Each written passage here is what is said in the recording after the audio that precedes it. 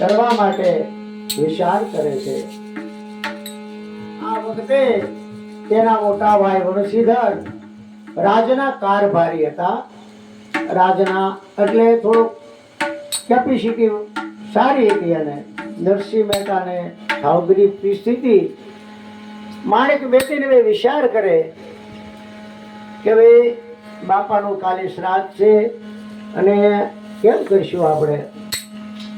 તો નરસિંહ મહેતા કહેવા લાગ્યા કે મોટા ભાઈ આપણા દર વર્ષે શ્રાદ્ધ કરે છે તો ત્યાં વયા જાઓ આપણે। માણેક બેટીની વાતચીત કરે। જુનાગઢની અંદર પરમાત્માને અનેક પ્રકારના એના કાર્ય કર્યા। તો આજે પણ શ્રાદ્ધ પક્ષ છે તો નરસિંહ મહેતાના બાપાનું શ્રાદ્ધનું આપણે થોડુંક એમાં વ્યાખ્યાન કરીએ।